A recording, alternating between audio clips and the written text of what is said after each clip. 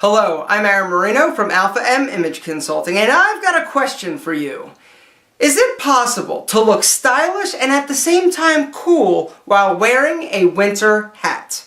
Hey, my name's Paul, and I can't figure out why I get zero ass. Alright, well this is an extreme case of unstylish and uncool, but I see guys walking around in hats that aren't much better. And now let's pause for a style public service announcement. Gentlemen, stylish men do not, under any circumstances, wear winter hats with puffy balls on the top of them. It is acceptable, however, for a stylish man to wear a winter hat with a beard. And it is acceptable for the stylish macho man to wear a skull cap with humping moose. Now, my initial answer to my own question is no. Wearing a winter hat is not doing anything for your image or your hair. But growing up on the frozen tundras of Valley Forge, Pennsylvania with pointy little ears like these has led me to some conclusions. That conclusion, once in a while, warmth and comfort trumps style. So today, I thought that we'd go over some winter hat options to find a style that's not only warm, but reasonably non-offensive. Let's start by talking about different material options that you have when it comes to winter hats. The first is acrylic. Acrylic is a man-made material, and it generally speaking is going to be pretty warm, and it is also going to be lightweight. There are a lot of hats that are made out of acrylic. You just might not know it. It might feel really soft and lush, but it's actually a synthetic and it is acrylic. Another option is fleece. Fleece has become incredibly popular in the past, I'd say, 15 years. This is actually made out of polyester, so this also is a synthetic. It's going to be very lightweight and incredibly warm, but not as warm as wool. In the old days, winter hats were only made of wool. You didn't have all the synthetic materials. But it takes a lot of sheep to make a lot of wool hats. The other downside to wool is that it can be incredibly itchy. Me, I've got a mild allergy to wool because it itches like crazy and I break out in hives and it's not a pretty scene. But wool is incredibly helpful if your hat gets wet, because wool actually retains heat and is going to keep you warm even if it is soaking wet. And you can't talk about winter hats without talking about fur winter hats.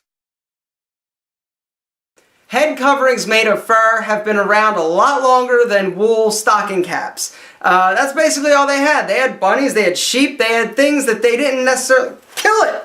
Wear it!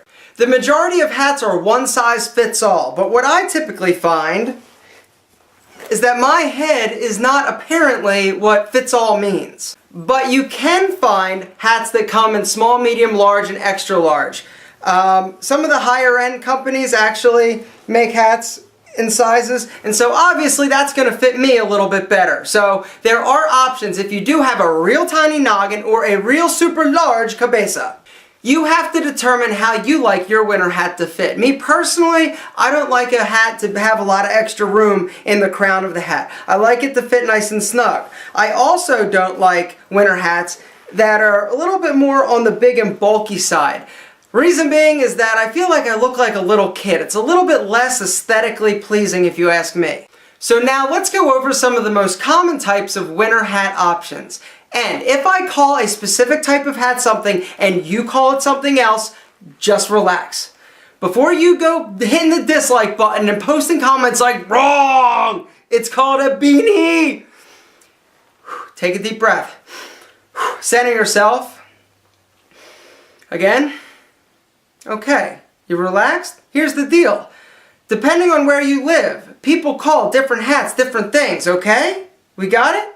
Let's continue. Okay, first up is the beanie. The beanie is a head-hugging brimless cap. It comes with and without a visor, but the visor that typically accompanies the beanie is typically about 1 inch wide. The beanie is a little bit larger than its cousin, the skull cap. Another common hat is the skull cap. The skull cap is a round brimless hat fitting the crown of the head.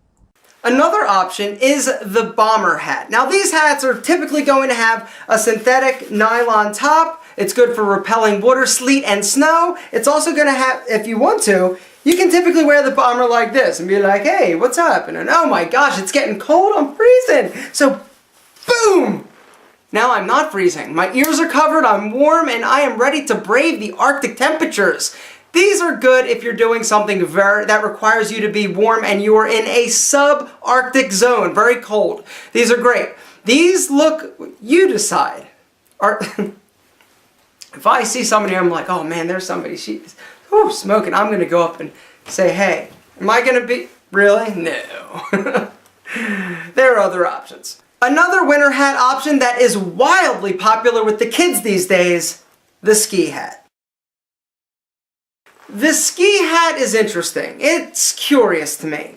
You've got the warmth of the regular knit hat, but then you've got a tassel up top, typically. You've also got ear flaps and long cornrow-like braids that you can stroke or tie so that when you're slaloming down the hill, your hat stays on. Functional. And last but certainly not least, the knit cap, or the toque, or the watch cap. Or I'm sure you got another name for it. The knit cap happens to be my personal favorite. And here are some reasons why I think the knit cap rocks. The first reason is color. Knit hats are generally going to come in unlimited numbers of different colors. You're also not going to have a bunch of different patterns or mousse or whatever it is on the hat. It's going to come in a solid. Typically you're going to find black, brown, slate gray, medium gray. They come in green. Yeah, any color you can think of, they make a knit hat. Reason number 2 is the price. Knit hats are going to be incredibly reasonable. In many cases, downright cheap. You see that? $2. This hat, these hats, $2. I got them at Walmart. So you can go and get a bunch of different colors. I actually bought like 3 black hats because I go out running and they match with pretty much everything. Reason number 3, they are timeless. Knit hats are pretty much the working man's hat. You go to the docks. Dock workers are wearing knit hats. You go to the factories and factory workers are wearing knit hats. Farmers, knit hats. Everybody throughout history, the salt of the earth, were wearing knit hats. You can also wear them in different fun and creative ways. You can wear it normally where your earlobes are showing, or if it gets colder, you can just pull that down a little bit more and your earlobes are nice and warm and toasty now. Or you can pull one side down a little bit more than the other. It's sort of an asymmetrical, hey, I just tossed my hat on and I didn't really plan it to look this sort of asymmetrical, but it does, and hey. Or you can do what all the hipsters are doing these days and pull it back, throw on your hipster glasses, and just like that. That's all they're doing. There's nothing special. All the celebrities are wearing their hats this way. I don't really understand why. I don't think it looks horrible. I don't think it looks great. You sort of look like a Smurf. And the last reason that the standard knit cap gets my style seal of approval is because you look a lot less like a penis wearing that hat as opposed to this hat. I mean, I guess technically. But seriously, the standard knit cap, it is clean, it is simple, it is inexpensive, and it is classic. There is nothing that is going to go out of style with this next year, 5 years from now. These things are going to keep you warm, but at the same time, keep you looking fresh, baby! You think this hat makes me look tough? Damn, I didn't think so.